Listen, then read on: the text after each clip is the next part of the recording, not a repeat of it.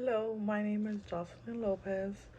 After reviewing RX awareness and the campaign trailer, the information that was easiest for me to discern, the CDC RX awareness campaign does a good job explaining the purpose of this campaign and what is it meant for.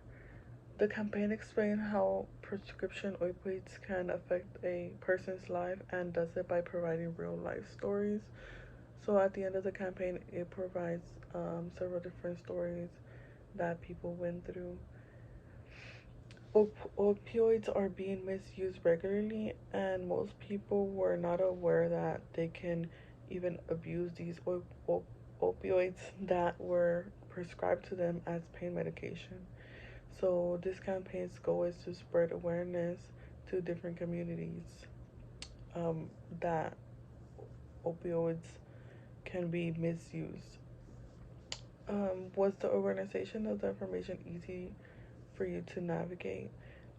I think yes, the information was very easy to navigate on this campaign review. The organization of the campaign is clear to understand. They give an overview of how prescription opioids abuse has affected us in the United States. Then they continue to explain who they want this message to get to, like they specify who they want their intended audience to be. They want to be able to target individuals between the age group of 24 and 54, which is the individuals that seems that they misuse opioids the most. Um, then they go to describe how they are going to convey their message to their intended audience. They do 3 different pilot testings to figure out which marketing campaign materials were more effective in delivering the message. I really like how at the end of the campaign review, they finish it off with the stories of real people. Like they explain how these people went through an opioid abuse problem and how their life changed because of it. Which of the real stories is the most memorable or meaningful to you, and why? So the most meaningful story to me was Brenda's. She was prescribed opioids for pain medication after her car accident, and Brenda didn't know, like she was never warned that she could fall, like she can misuse her opioids pain medication. And so sadly, Brenda started to misuse um her opioids prescription. She started taking more dose than she was supposed to, and then she fell into heroin also. So Brenda was, um, as she's seen it, in her lowest point.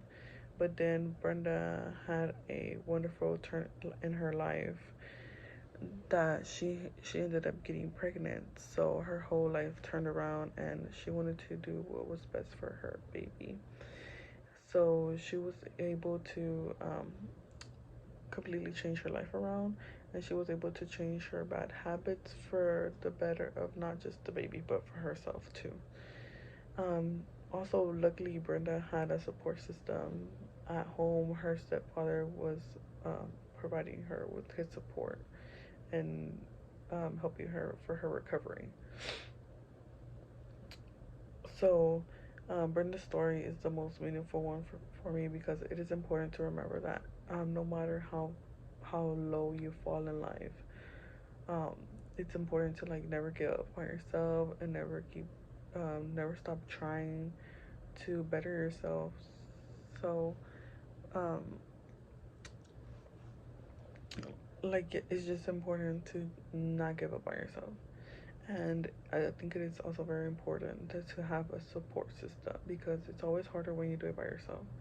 So having that support system, like Brenda had her stepfather that helped her out, it is very important to have somebody there to push you to your limits. That was